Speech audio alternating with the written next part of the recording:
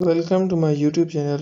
In this tutorial, we are gonna starting a new series where we will be covering the civil engineering MCQs which are mostly asked in the government jobs of different countries.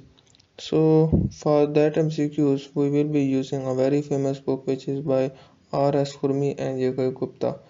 Worldwide for the government jobs preparation, this book is very commonly used because it's a very comprehensive book and it covers all aspects of civil engineering comprehensively.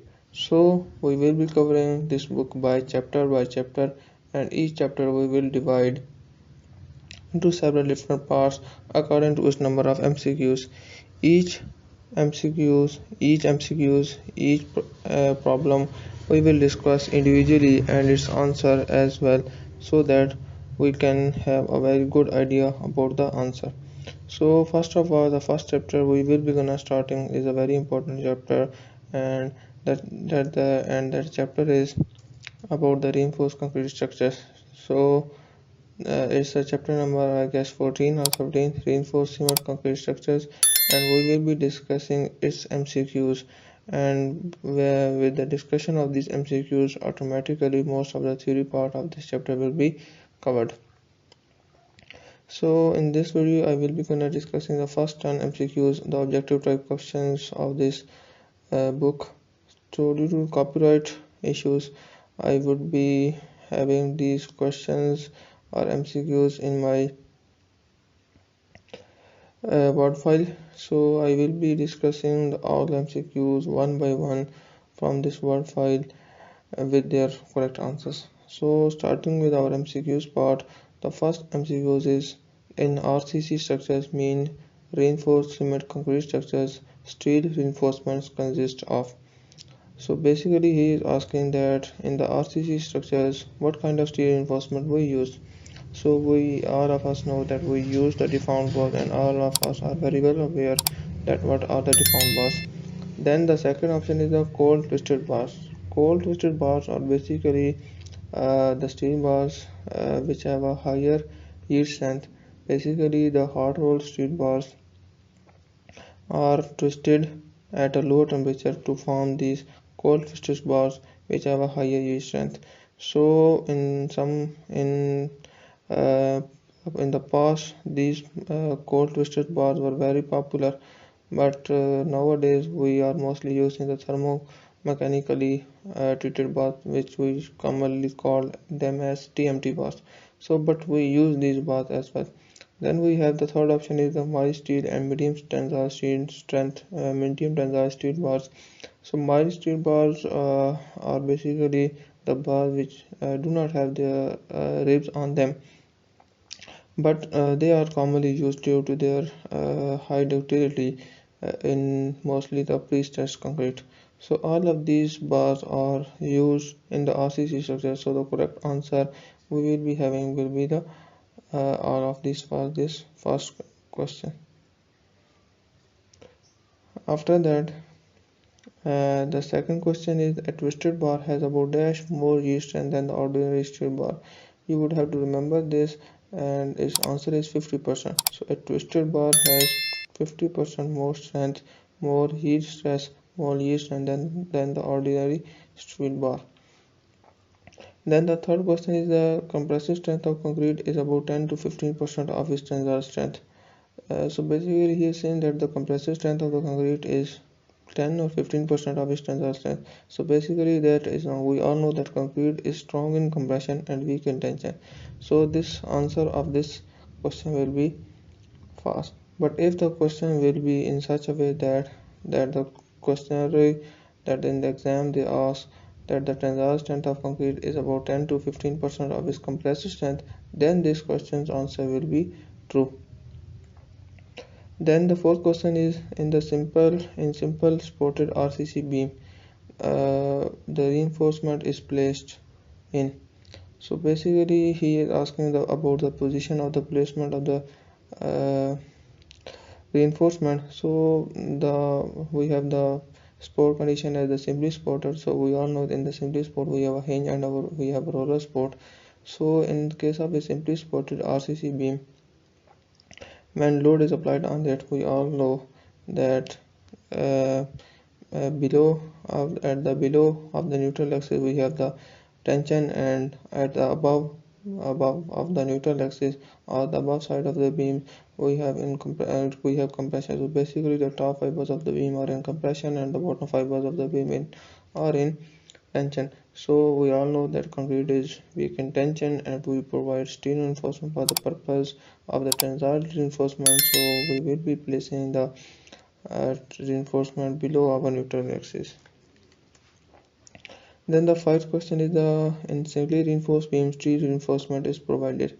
So he is asking about in that in singly reinforced beam steel reinforcement is provided in. So we have basically have one beam as singly reinforced beam and one beam as the doubly reinforced beam. The singly reinforced beam is the beam which has reinforcement only at its one side. So in the, like we have if I talk about the simply supported beam, we have tension at the bottom, and so we only place the main reinforcement which takes the tension at the bottom side, and on the above side we just usually place the hanger bars which for the placement of the stirrups. But if he is asking that in doubly reinforced beam steel reinforcement is provided in, then in the answer will be the both. But in case of singly reinforced beam, the steel reinforcement is provided in tensile bond. So now the next question is the joint action of steel and concrete in concrete sections depends on. So he is asking that the steel and concrete basically are when combined in the reinforced cement concrete, then their joint action it depends on what the bond present. Yes, due to the ribs on the steel bars and the concrete, they possess a very strong bond between them. Then we have the absence of the corrosion of the steel bars. Yes, it is also responsible, because when there will be the corrosion on the steel bars, then a thin film of the corrosion will be formed on the steel bars, and that will restrict the concrete to form a bond with the steel bars. So joint action is due to absence of corrosion as well, and the equal thermal expansion of both. And this is a very important point that we all know that the steel and concrete both are different materials, but these both different materials have approximately same thermal expansion coefficient.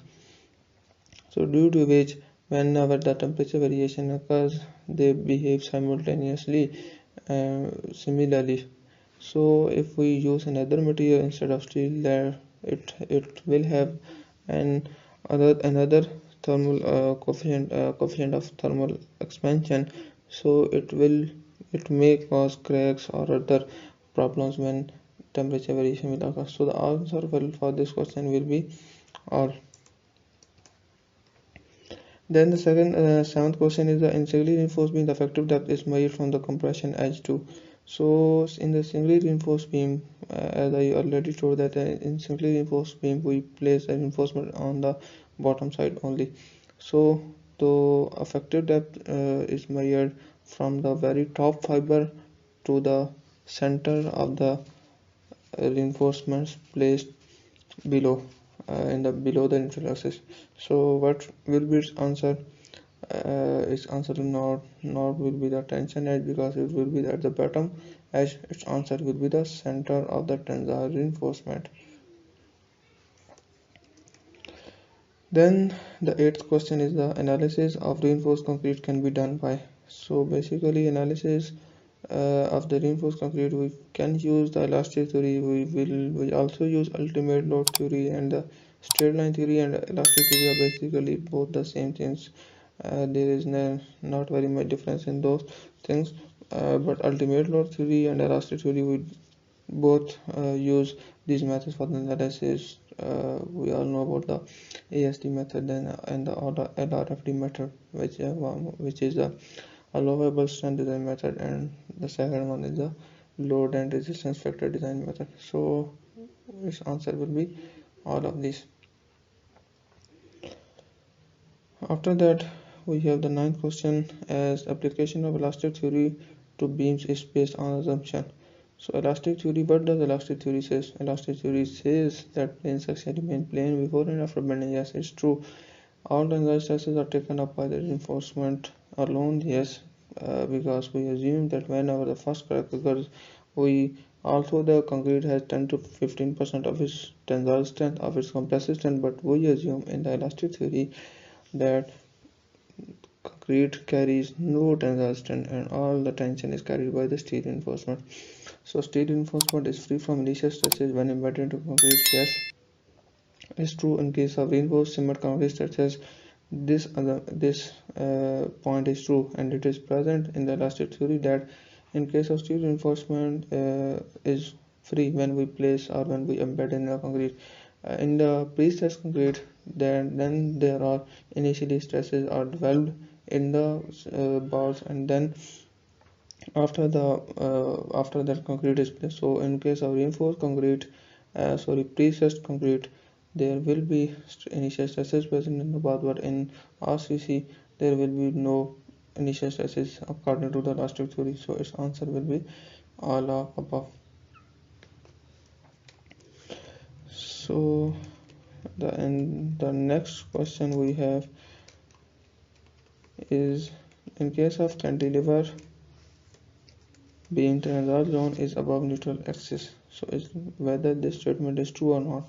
So as we all know, for the cantilever beam, one side is fixed and the other side is free.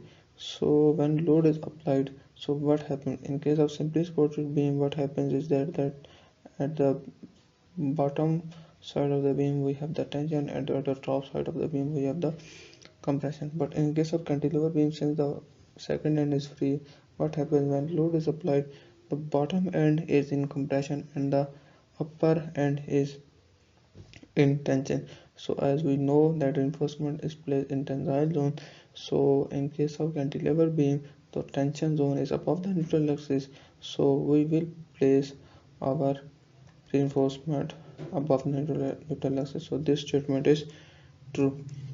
So these were the first 10 questions of our book, and its chapter reinforcing concrete structures. Hope so you would have understand all these questions. If you have any queries, you can comment below, and I will be sharing all the MCQs like all MCQs of all the chapters for this book